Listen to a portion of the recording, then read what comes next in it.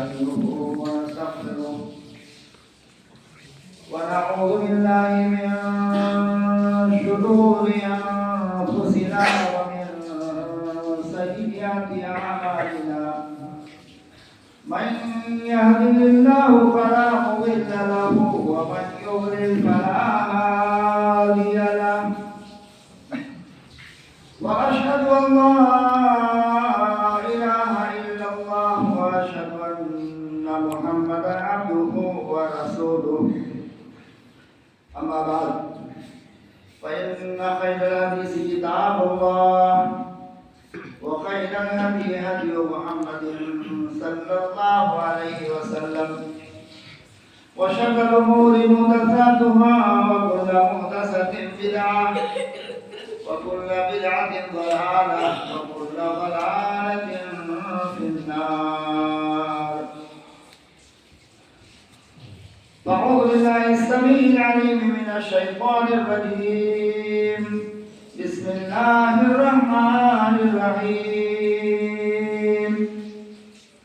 يا أيها الذين آمنوا اتقوا الله حق تقاته ولا تموتن إلا وأنتم مسلمون.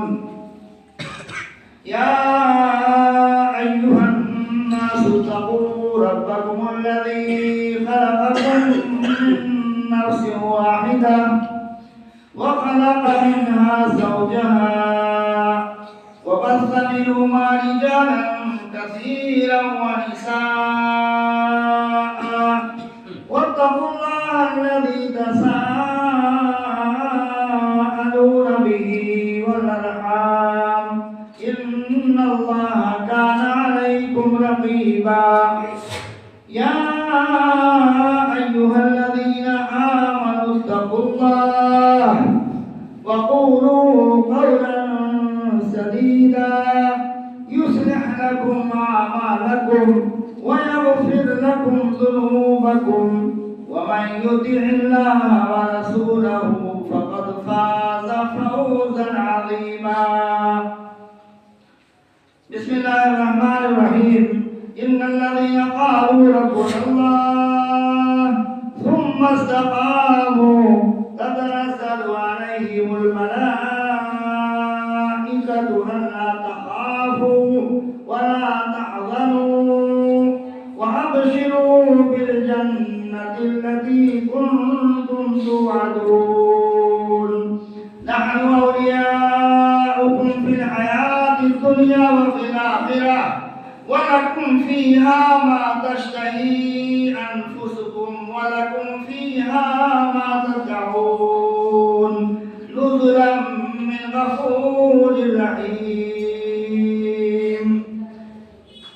معزز حاضرین، اللہ تعالیٰ کی بہت بڑی دولت اور بہت بڑی نعمت ہمارے ہاتھوں میں ہے، ہمارے پاس ہے، اور یہ ہمیں امتیاز بخشتی ہے، یہ ہمیں خصوصیت سے نوازتی ہے کہ یہ چیز ہمیں حاصل ہے، غیروں کو نہیں. وہ کیا ہے؟ ہمارا دین، یہ دین اسلام. دین اسلام جتنے بھی مسلمان ہیں، اللہ تعالیٰ نے جن کو کلمہ پڑھنے کی، ایمان لانے کی، اسلام کی اطاعت کرنے کی توفیق بخشی ہے، پوری دنیا میں جہاں کہیں بھی ہیں، یہ بہت ہی بہتر لوگ، اچھے لوگ ہیں. اللہ کی بڑی نعمت سے سرفراز ہے، بہت بڑی نعمت جو ان کے پاس ہے، جو ہمارے پاس ہے، ہم مسلمانوں کے پاس جو ہے، کسی غیر کے پاس یہ چیز نہیں. اور اللہ تعالیٰ نے اس دین کے ذریعے سے، اس دین کے ماننے والے لوگوں کو اس دنیا میں جو بشارتیں دی ہیں، اس دنیا میں جو اچھے اچھے مواقع چانس دیے ہیں، بھلائی اور خیر کے حاصل کرنے کے جو طریقے بتائے ہیں، اور اس دنیا کے اندر بندے کو رہتے ہوئے جس قدر مشقتیں، دشواریاں، پریشانیاں، تباہیاں، مشکلات جتنے اسے آتے ہیں، اس کا بہترین حل جو اسلام نے ہمیں دیا ہے، کسی کے پاس نہیں. میں نے اللہ رب العالمین کی کہ قرآن کی آپ کے اللہ کے کلام کی جو آیت میں نے خود مسلمہ کے بعد پڑھی ہے، دیکھیے میں اس کی تھوڑی سی مختصر اس کی روشنی میں اس کی جھلک آپ کے سامنے پیش کرتا ہوں۔ اللہ کا کلام بڑا سچا، اللہ تعالیٰ کا وعدہ پکا، اس کی بات کبھی ٹلنے والی نہیں، اور وہ کہتا ہے ان الذین قالوا ربنا اللہ ثم استقاموا تتنزل علیہم الملائکۃ الا تخافوا ولا تحزنوا وابشروا بالجنۃ التي كنتم توعدون۔ فرمانے والی یہ کہتا ہے بے شک میرے وہ بندے جنہوں نے کہا کہ میرا رب اللہ ہے، جنہوں نے اللہ کو اپنا اللہ جو حقیقت میں وہی عبادت کے لائق ہے، حقیقت میں وہی سب کچھ ہے جس نے دنیا بنائی، آسمان بنایا، ہماری تخلیق کی، پوری کائنات کا انتظام ہے، سب اسی نے تیار کیا ہے، سب کچھ اسی کے ہاتھ میں ہے۔ جو بندہ عقل و شعور کے ساتھ اور محبت کے ساتھ، اخلاص کے ساتھ، سچے دل سے جس نے کہہ دیا کہ میرا رب اللہ ہے، رب اس کے معنی عربی زبان میں میرا پالنے والا ہے، یعنی مجھ کو جو کھلاتا ہے، جلاتا ہے، پلاتا ہے، ساری چیزیں مجھے جو دیتا ہے، وہ ایسی ذات ہے جو حقیقت میں عبادت کے لائق ہے۔ اس کی عبادت ہم کیوں کریں گے؟ کیوں کرتے ہیں؟ کاہے وہ اپنی عبادت کرواتا ہے ہم لوگوں سے؟ ہمارا رب ہے، ہمیں پیدا کیا، پانی، ہوا، ہماری ساری ضرورتیں، تفاصیل تو آپ سب جانتے ہیں، آپ کے سامنے ساری چیزیں۔ کون دیتا؟ کس نے مہیا کیا؟ کون فراہم کرتا؟ کون ہے کرنے والا؟ سب کچھ جس کا تعلق ہمارے اور آپ کی جان اور جسم اور روح اور اعمال اور کردار سے ہے، ساری چیزوں کو فراہم کرنے والی ذات وہ اللہ ہے، اور اللہ کا مطلب وہی عبادت کے لائق ہے، اس کی بندگی کرنی چاہیے۔ تو اللہ تعالیٰ کیا کہتا ہے؟ جن لوگوں نے ان الذین قالوا ربنا اللہ، پھر اس کے بعد کیا کہا؟ ثم استقاموا۔ یہ بڑی اہم بات ہے، یہ بہت بڑا معرکے کا میدان جو ہے وہ یہ ہے آگے۔ یہ تو کہنا لوگ حقیقت میں حقیقی طور پر جو رب جو پالنے والا ہے اس کو جنہوں نے اللہ کہا، اللہ کہنے کا کیا مطلب ہے؟ اللہ کہنے کا مطلب یہ کہ حقیقت میں وہی عبادت کے لائق ہے، تو ہمیں عبادت اسی کی کرنی چاہیے۔ جب حقیقت ہم اگر یہ کہتے ہیں، اگر ہم یہ سچے دل سے کہتے ہیں کہ میری جان، میری زندگی، میرا جسم، میری ساری چیزیں سب اس نے فراہم کی، وہ دیتا، زندگی موت اسی کی ہاتھ میں ہے، تو میرا رب ہے، لہذا عبادت کے لائق وہی ہے، پھر ہونا کیا چاہیے؟ کیا ہونا چاہیے؟ اسی کی عبادت ہونی چاہیے، اسی کی ہونی چاہیے، اور اس کی خوب ہونی چاہیے، اسی کی عبادت ہونی چاہیے، اور اس کی اسی طرح ہونی چاہیے جیسا اس نے مطالبہ کیا ہے، جیسا اس کا حق ہے، جیسا وہ چاہتا ہے۔ آج ہم اور دیکھیں کہ بہت سے ایسے لوگ ہیں، ان کا بھی رب آتا ہے۔ اس دنیا میں جو بھی انسان ہے، اس دنیا میں جو بھی مخلوق ہے، اس دنیا میں جو بھی جاندار ہے، پتہ ہے کس نے بنایا؟ کون رب؟ کون ہے؟ اللہ تعالیٰ ہی نا۔ جو بھی دنیا میں ہے اس کا رب اللہ حقیقت میں، مگر وہ اس کو تسلیم کرتا، کچھ ہیں تسلیم کرنے والے جنہوں نے کہا رب، اور پھر جنہوں نے اللہ مانا، یہ ماننے والے ہم کہتے ہیں مسلمان، لیکن آگے مسلمان کو کیا اس کا کردار ہے؟ تو رب ہر کسی کا رب اللہ ہے، وہ اللہ نہیں مانتے، وہ جو ایمان نہیں لاتے ہے، حقیقت میں وہی رب اور حقیقت میں وہی بندگی کے لائق ہے، اس کا کوئی انکار نہیں کر سکتا، مگر وہ نہ مانے، کوئی جو نہ مانے، حقیقت تو نہیں بدلتی، تو رب وہی ہے، ایمان کو نہیں لاتے اللہ تعالیٰ کو نہیں۔ کچھ لوگ اللہ تعالیٰ کو مانتے ہیں، جو اللہ تعالیٰ کو مانتے ہیں حقیقت میں زبان سے کہتے ہیں، تو اللہ تعالیٰ کو ماننے کا کیا مطلب؟ ساری بندگی اللہ ہی کے لیے ہونی چاہیے، اور اللہ رب العالمین کے مطالبے اور کہنے، بتانے، طلب کرنے، چاہنے کے مطابق ہونی چاہیے۔ یہ بہت اہم پوائنٹ ہے۔ چنانچہ دیکھیے کوئی اللہ تعالیٰ کو، بہت سارے مسلمان ہیں اللہ تعالیٰ کو رب مانتے ہیں، بے اللہ عبادت کے لائق، لیکن پریشانی لاحق ہوئی، پہنچ گئے قبرستان پہ، مقبرے پہ پہنچ گئے، مزار پہ پہنچ گئے، بہت زیادہ پریشانی بڑھی، کسی پیر کے پاس چلے گئے، میری مصیبت حل کر دیجیے، میں بہت پریشان ہوں. اللہ تعالیٰ کی ہاتھ اٹھا دیا کہیں، تو غیر کے سامنے ہاتھ اٹھا دیا، سجدہ کہیں اور کو جا کے کر بیٹھے. اللہ تعالیٰ کے لیے خاص یہ چیز، اللہ تعالیٰ کے لیے خاص، اللہ ہی کا حق ہے، کہیں اور نہیں. یہ سب اللہ کے سامنے جھکے گا، کسی غیر کے سامنے نہیں جھکے گا. اللہ تعالیٰ ہی سے آدمی مانگے گا، اللہ تعالیٰ ہی سے مانگے گا اور اسی پر اعتماد اور بھروسہ کر کے مانگے گا. لیکن اس کے خلاف اگر کرتا ہے تو گویا اللہ رب تو ہے، زبان سے کہہ بھی دیا، لیکن حقیقت میں اللہ کا مطالبہ، اللہ ماننے کا مطالبہ اسے پورا نہیں ہے. اللہ کا مطلب ہی اسی کی عبادت ہونی چاہیے. اللہ تعالیٰ ثم استقاموا، پھر یہ کہہ کر کے اسی پر باقی بھی رہتے. مشکلیں آئیں، پریشانیاں لائے ہو، قدم نہیں لڑکا تھا، قدم نہیں لڑکا تھا، اسی پر جمے ہیں. کہہ دیا اللہ مالک ہے، اللہ ہی رب ہے، رب اللہ ہے، رب جو ہے اسی کی بندگی ہونی چاہیے، اسی کی بندگی ہونی چاہیے، اسی کی بندگی کریں گے کچھ بھی ہو جائے. تاریخ شاہد ہے، وقت مختصر ہے، آپ لوگوں نے سنا ہوگا تاریخ اسلام کی، تاریخ صحابہ کرام کی ابتدائی تاریخ. اللہ کو مان لیا تو مان لیا. کوڑے برسائے جا رہے ہیں، چٹائیوں میں لپیٹ کر کے میدان میں کھڑا کر کے دھوپ تپتی دھوپ میں ان کو کھڑا کیا جا، سزائیں دی جا رہی ہیں اور خوب زد و خوب کیا جا رہا ہے، زندگی اگیرن کر دی گئی ہے. اور عاجز آ کر کے تکلیف سے عاجز آ کر کے اللہ کے رسول صلی اللہ علیہ وسلم سے شکوہ بھی کرتے ہیں. آصف کے خاندان کے لوگ، یاسر غریب خاندان ہے، غلامی ہے، جو لوگ سارے لوگ غلام ہیں. مکہ کے وہ کافر و ظالم اس بنیاد پر ان کا قصور یہ ہے کہ انہوں نے جو پالن ہار ان کا ہے ان کو اللہ مان کر کے اس کی بندگی وہ کرنا چاہتے ہیں، کرنے والے کرنے لگے. لہذا مارے جا رہے ہیں، سزائے جا رہے ہیں، پیٹے جا رہے ہیں، اذیتیں دی جا رہی ہیں اور اس پر کہتے ہیں کہ جتنا ماننا ہے مان لو، جتنی تکلیف دینا ہے دے لو، جو سزا تمہارے اختیار میں ہے وہ دے ڈالو. لیکن جب زبان سے اللہ کہہ دیا تو بندگی اسی کی ہو، کلمہ اسی کا گائیں گے، گیت ترانہ اسی کا پڑھیں گے، نعرہ اسی کا بلند کریں گے، اللہ اکبر ہی کہیں گے، دوسرا کچھ نہیں کہہ سکتے، کچھ بھی ہو جائے. اللہ کے رسول صلی اللہ علیہ وسلم کے پاس آتے تھے، کہتے تھے اللہ کے رسول صلی اللہ علیہ وسلم بہت پانی اس سے اونچا تو کیا کہتے تھے اللہ کے رسول صلی اللہ علیہ وسلم؟ اللہ کے رسول کہتے تھے صبرا یا آل یاسر فإن موعدکم الجنہ.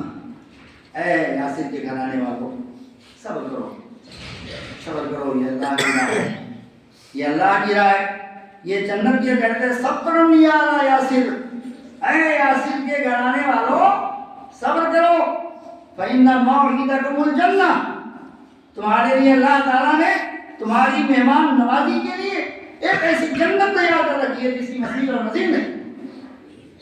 یہ کون تھے؟ ثم استقاموا، پھر اسی پر قائم ہو گئے. میرے بھائیو، آج ہماری حالت کیا ہے؟ آج ہم کیا ہیں؟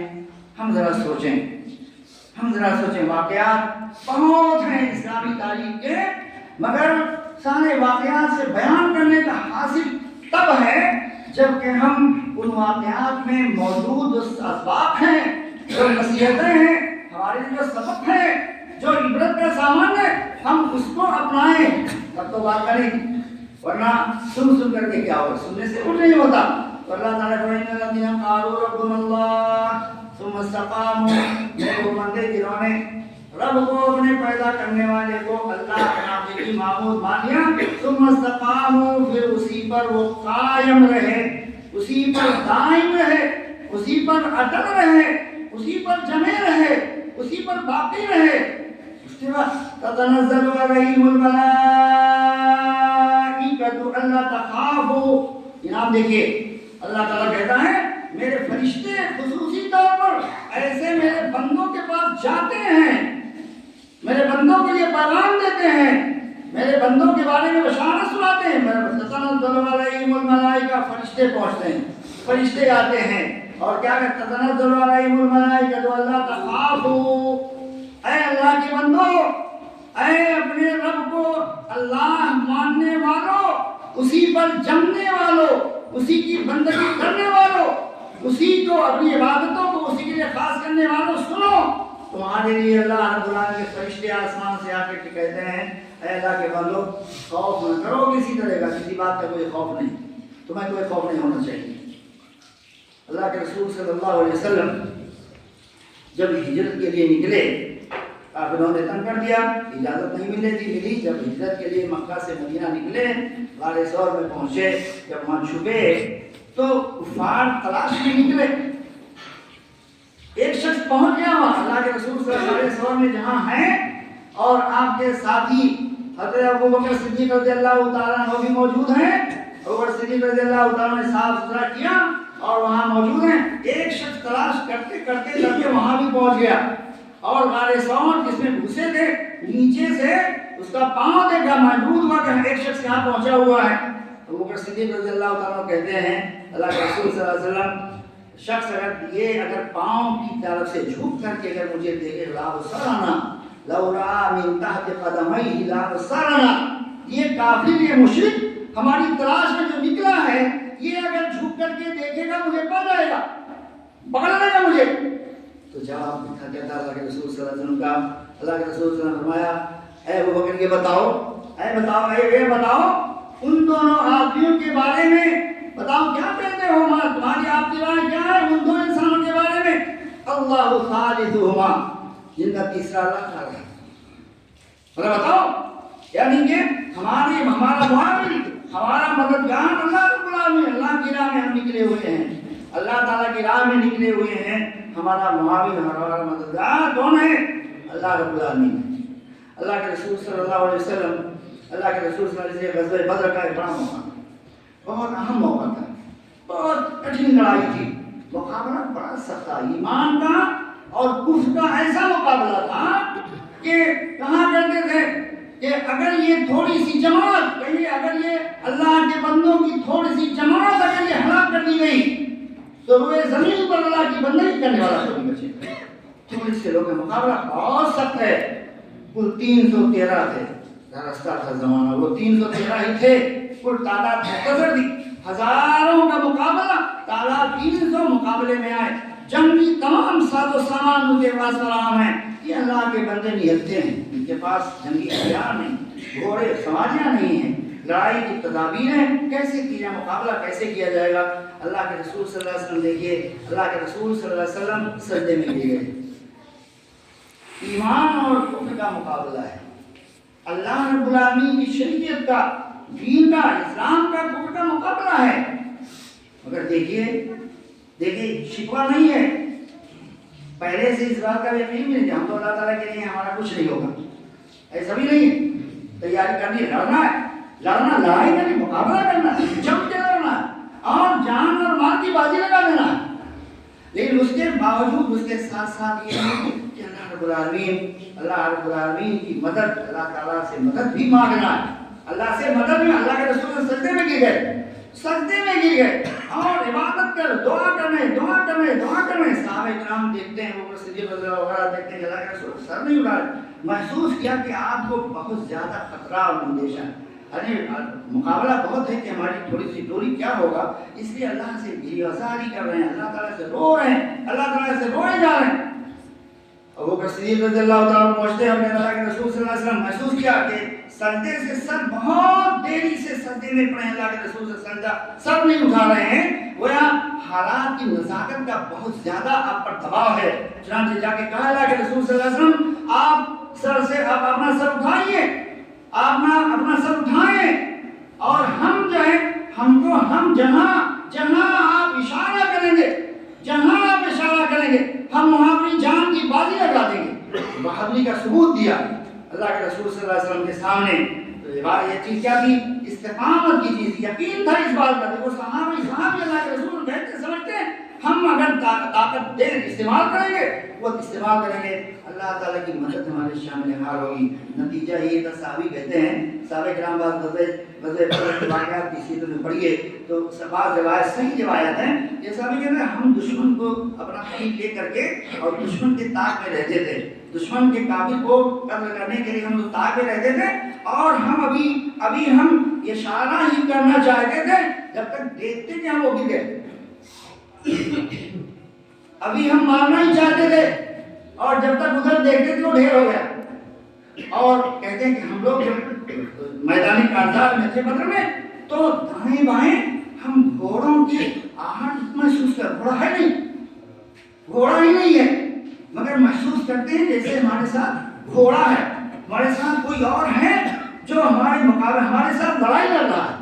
وہ کون تھے؟ وہ فرشتے، اللہ تعالیٰ کی جانب سے فرشتے آئے تھے مسلمانوں کے مقابلے میں، مسلمانوں کے ساتھ مسلمان کا مل کر کے فرشتے لڑائی لڑ رہے تھے اور صحیح حدیث سے ثابت۔ تو اللہ رب العالمین کہتا ہے کہ جنہوں نے اللہ تعالیٰ کو مانا ثم استقاموا، اسی پر قائم اور باقی رہیں گے۔ اور یہ بہت اہم نکتہ ہے، اسلام اور دین اور اللہ تعالیٰ کی جو شریعت ہے، ہمارے پاس جو قرآن اللہ کا کلام ہے، اللہ کے رسول کی سنتیں ہیں، ہمیں اس پر قائم رہنا ہے، قائم رہنا ہے۔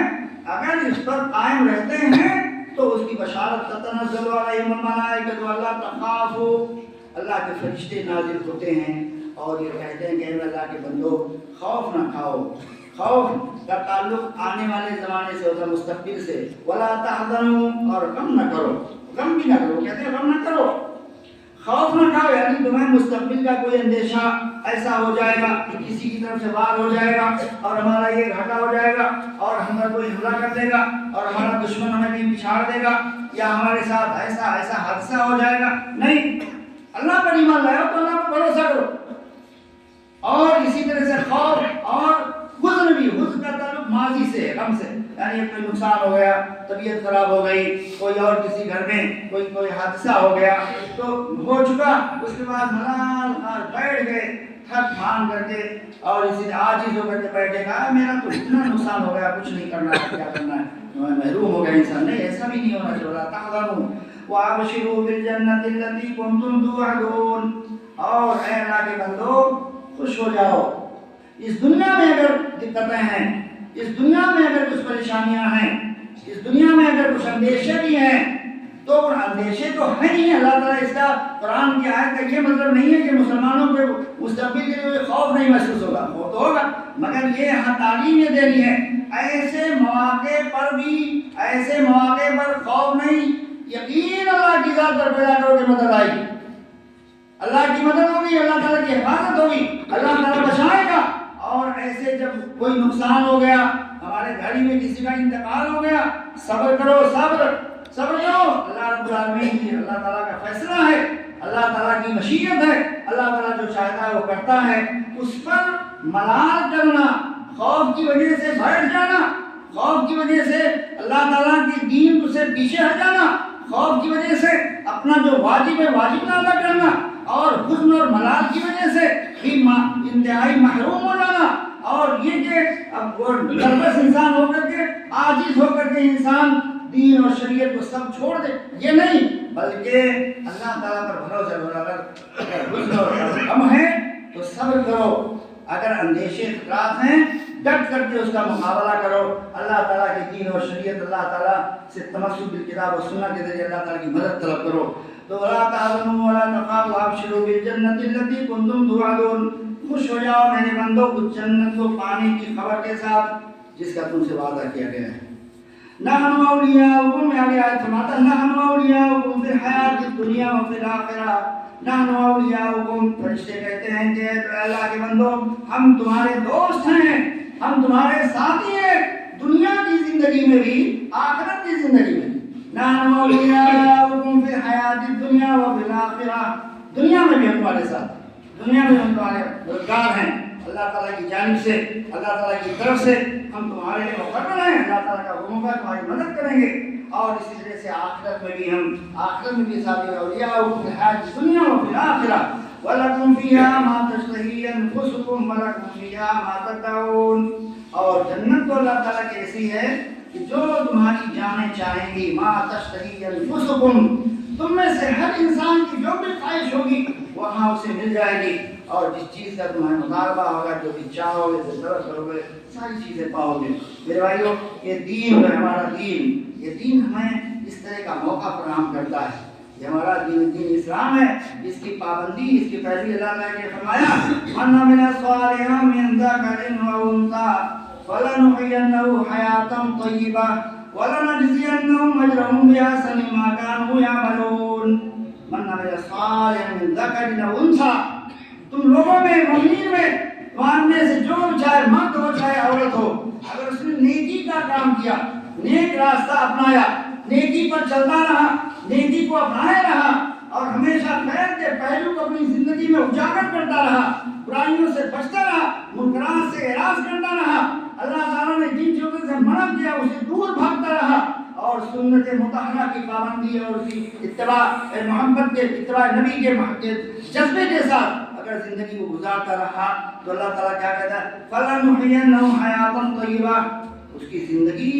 بہت مبارک بنا دوں گا میں اللہ تعالیٰ کہتا ہے ہم ایسی زندگی ادا کریں گے حیات طیبہ ہوگی طیبہ بڑی عمدہ زندگی ہوگی اللہ کے بندوں کی زندگی دیکھی جائے سیرت میں اور تاریخ میں جو اللہ تعالیٰ کے واقعی مخلص بندے ہیں اللہ پر ایمان بھروسہ کرنے والے اور تمام طرح کے حموم اور غموم اور سارے مشکلات سے بچے ہوئے اگر کوئی مشقت آتی ہے تو تقدیر پر اس پر ٹال کر کے اللہ تعالیٰ کی ذات پر بھروسہ کرتے ہیں تو اللہ تعالیٰ کہتا ہے فَلَنُحْيِيَنَّهُ حَيَاةً طَيِّبَةً عمدہ بہترین زندگی دیں گے وَلَنَجْزِيَنَّهُمْ أَجْرَهُمْ بِأَحْسَنِ مَا كَانُوا يَعْمَلُونَ دنیا میں اچھے کام جو کیا کرتے تھے اس کا بدلہ ہم آخرت میں جتنا کرتے تھے اس سے زیادہ بدلہ اچھا دوں گا یہ ہیں اچھائیاں ہماری اور آپ کی یہ نیکیاں اور ہمارا دین یہ دین ہمیں یہی سب کچھ سکھاتا ہے میرے بھائی اس لیے ہمیں چاہیے ایمان کے ساتھ ہمارے صالح اللہ تعالیٰ پر جب ہم ایمان لاتے ہیں تو بندگی اللہ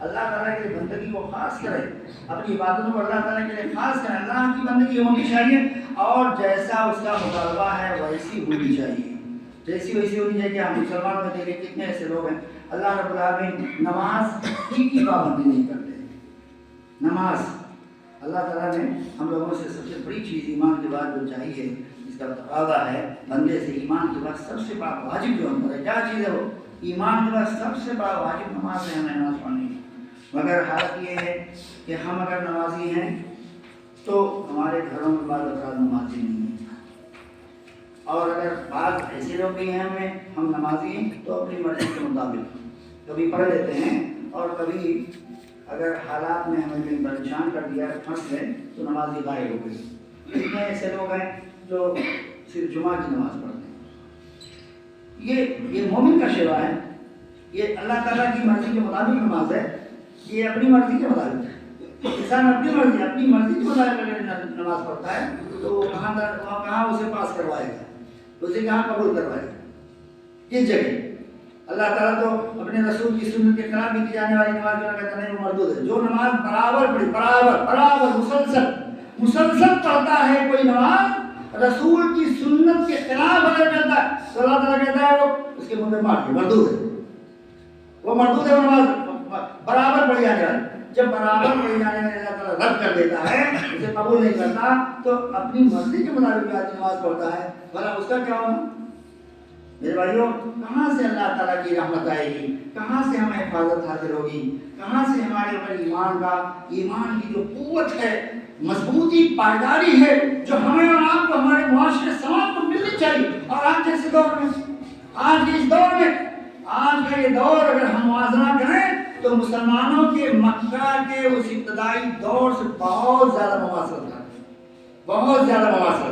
مکہ میں جب اللہ کے رسول صلی اللہ علیہ وسلم مکہ میں جب آپ نے ایمان کی دعوت کی تبلیغ شروع کی اور اظہار کیا کرنے لگے اے لوگوں اللہ کی بندگی کرو پورا مکہ دشمن فضا کیسی تھی اور آج ہم لوگوں آج ایک مسلمان کا سب سے بڑا جرم یہ ہے کہ یہ مسلمان ہے اور جتنا پکا مسلمان اتنے زیادہ مجرم حالت ہے جتنا زیادہ کوئی آج ہم لوگ بھی معذور ہیں کتاب و سنت پر بدعت نہیں کرتے شرک نہیں کرتے خرافات نہیں کرتے اور غیروں کی مشابہت نہیں کرتے دوسروں کی تقلید نہیں کرتے اور اسی طرح سے رسم و رواج جو ہندوانہ مشرکانہ نہ جانے کتنے بدعت رسم و رواج ہیں ہم اسے دور بھاگتے تو کہتے ہیں کہ یہ سب سے بڑا دشمن ہے کیوں سب سے بڑا مخالف سمجھتا ہے آج کا انسان اس لیے یہ تمسک بالکتاب و سنت یہ اچھا مومن اللہ کا بندہ تو جو جتنا اللہ کا بندہ ہے وہی لوگوں کی نگاہ میں حالات جیسے ہیں ایسے میں ہمیں کیا چاہیے مسلمانوں کو چاہیے کہ ہم اللہ تعالیٰ سے دعا کریں اللہ تعالیٰ سے ہم ایسی مضبوط رسی کا سہارا پکڑیں جو رسی کبھی بھی ٹوٹنے اور ڈگمگانے والی نہ ہو. اور رسی اللہ کے واعتصموا بحبل اللہ جميعا ولا تفرقوا، اللہ کی رسی کو مضبوطی سے تھامو. دیکھو اللہ کی رسی کو صحابہ کرام کل 313 تھے جب رستا کا زمانہ ہے، آج کروڑوں پہ غلامی کے حوالے. تعداد تھوڑی سی تھی لیکن ایمان بھرا ہوا تھا پورے دل میں. اتنا ایمان تھا، اتنا جذبہ تھا ایمان کا، اتنی وفاداری تھی. ایمان اس طرح سے جذب کر لیا تھا کہ رگوں ریشے میں، خون کے اندر ایمان، رگوں ریشے میں پرست تھا ایمان. ایمان مکمل اللہ تعالیٰ کی ذات پر ایمان اور اللہ کی اطاعت پر. اس لیے رسول صلی اللہ علیہ وسلم کے سامنے وسیلہ سے اللہ کے رسول جہاں کہتے سارے لوگ وہاں بھیڑی کی طرح سب جمع ہو گئے. جو آرڈر ہوا فوراً اطاعت کر لی، جو حکم ہوا فوراً مان لیا. کوئی تردد نہیں. کیوں تردد نہیں ہے؟ کوئی دیر نہیں ہے، کوئی سستی نہیں ہے، کوئی اور تغافل نہیں ہے، کوئی جسمانی اور دوسری عوارض نہیں ہے، کچھ عوارض نہیں دوسرے. اگر بیمار بھی ہے تو بھی کہتے ہیں نہیں ہم بھی ایسا کریں گے، ہم بھی ساتھ دیں گے، ہم بھی جاؤ. حالات کیسے تھے؟ اتنا روشن باب ہے میرے بھائیوں صحابہ کرام کا اور ان کی سیرت کا، ان کی زندگی کا، ان کے عمل کا، اسلام کو قبول کرنے کا، مشکلات کو سہنے کا، برداشت کرنے کا اور ان تمام کے باوجود دین کو نافذ کرنے کا، خود پھیلانے کا، دین کی ترویج کا جو بڑا کارنامہ اللہ کے رسول صلی اللہ علیہ وسلم کے ان جانباز صحابہ نے، سپاہیوں نے، اسلام کے سچے پیروکاروں نے جو کارنامہ انجام دیا ہے، پوری رہتی دنیا تک کے لیے روشن باب ہے. سب کے لیے اس میں ہدایت اور رہنمائی ہے. لہٰذا ہمیں چاہیے کہ اگر ہم مومن ہیں اور ایمان، اور ہمیں مومن بننا بھی چاہیے. ایسا نہیں کہ نہیں بنے، ہم کو سب کو مومن بننا چاہیے. مومن بنے جس نے ہمیں پیدا کیا ہے، جس کے ہاتھ میں ہماری جان ہے. ہم سب جس کے محتاج ہیں، وہی ایک غنی ہے، وہی سب کچھ کرنے والا ہے. ہم اسی کی بندگی کریں اور بندگی اسی طرح کریں جیسا اس کو اس کی بندگی کرنے کا حق ہے، تاکہ اللہ تعالیٰ کی جانب سے جو بشارتیں، رحمتیں، حیات طیبہ، اللہ بہترین زندگی اور دنیا کی ساری بھلائیاں اور اس کے ساتھ آخرت میں جنت اور جنت کی ساری نعمتوں کے حقدار بننے کے ہم مستحق ہوں. اگر ایسا کریں گے تو یہ ہوگا. اور یہ جو خطرات ہیں نا، یہ خطرات یہ اللہ تعالیٰ، اگر اللہ رب العالمین اللہ تعالیٰ ہم سے راضی ہو جائے، ہم مسلمانوں سے ہمارے اعمال کے نتیجے میں، تو یہ بڑی سے بڑی طاقتیں ہمارے مقابلے میں ہیچ ہیں. کچھ بھی نہیں ہے. اللہ کی قسم کے نام کچھ بھی نہیں ہے. اور تاریخ بتاتی ہے صحابہ کرام کی تعداد تھوڑی سی، ندی سمندر کے اس پار فارس کی طاقتیں. وہ کہتے تھے جب سمندر پار کر کے اسلامی فوجیں فارس میں پہنچی، دیکھ کر کے وہاں کے لوگوں نے کہا یہ دیو سب جنات آگے، جنات دیو لوگ آگے، دیو آگے. وہ ایسا جذبہ تھا. کون سا جذبہ تھا؟ وہ بھی انسان تھے، وہ بھی کھاتے پیتے تھے ہماری طرح. جو خوبی تھی ان کے اندر وہ ایمان کی قوت تھی، بس ایمان کی طاقت تھی. باقی ہماری طرح کھاتے پیتے تجارت کرتے، معاشی اعتبار سے پریشان اور مجبور بھی تھے، اس میں لاچار بھی لوگ ہوتے تھے، غریب اور دکھی بھی ہوتے تھے، ہر طرح سے پریشان. لیکن ان تمام کے باوجود، ان سب کچھ کے باوجود، اس سب کے باوجود ایمان کی طاقت سے اتنا بھرپور، اتنا مالا مال تھے کہ یہ سارے عوارضات سب سب کچھ ہیں ایمان کے آگے، سب تیار ہوا کرتے تھے. میرے بھائیو ہمیں چاہیے، وقت زیادہ ہو گیا ہے، بہت ساری تفاصیل ہیں لیکن میں نے اجمالاً اشارہ کیا ہے. ہمیں چاہیے، میری درخواست ہے آپ سے آج اس خطبے کے ذریعے میں آپ سے سب سے کہنا چاہوں گا، ہم خود نمازی بنیں، صبح شام اللہ تعالیٰ سے دعا کریں، بندگی کریں، اللہ تعالیٰ کی بندگی کریں اور عبادت اللہ تعالیٰ کے لیے خاص کریں. رات دن سوتے اللہ تعالیٰ ہی پر اعتماد بھروسہ کریں. نماز بندگی پڑھیں، جماعت کے ساتھ پڑھیں، سوئیں تو دعا کر کے پڑھیں. اللہ تعالیٰ ہماری حفاظت فرمائے گا، اللہ تعالیٰ ہماری حفاظت فرمائے گا. اگر ہم سچے اور صحیح ہو گئے تو اللہ تعالیٰ بہت رحیم اور مہربان ہے. ہماری خطاؤں کو بھی اللہ تعالیٰ کہتا ہے حدیث میں، حدیث قدسی، یا عبادی انکم تخطئون لیلا ونہارا، اے میرے بندو تم رات دن غلطی کرتے رہتے ہو. وانا اغفر الذنوب جميعا، اور میں سارے گناہوں کو، تمہارے سارے گناہوں کو معاف کرتا رہتا ہوں. فاستغفرونی اغفر لکم، تم میرے سامنے ہاتھ پھیلاؤ، سجدے میں گرو، مجھ سے مانگو، میں تمہارے سارے گناہوں کو معاف کر دوں گا. یہ ایک طرف سے اللہ تعالیٰ کی جانب سے ہمیں کتنا اچھا چانس، کتنا اچھا پیغام، آفر ہے، آفر اللہ تعالیٰ کی جانب سے آفر ہے. کما لو، لے لو، اختیار کر لو، کتنا چانس ہے. हम हैं क्या? गाफिल। हम उसके मुकाबले में क्या हैं?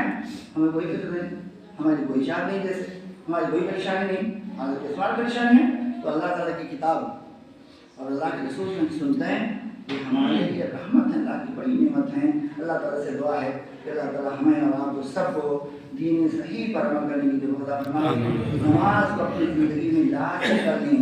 नमाज नमाज नमाज नमाज नमाज नमाज ये ज़िंदगी में दाखिल कर लें। हर हाल में सब कुछ छोड़कर छूट जाए, नमाज नहीं छोड़नी चाहिए।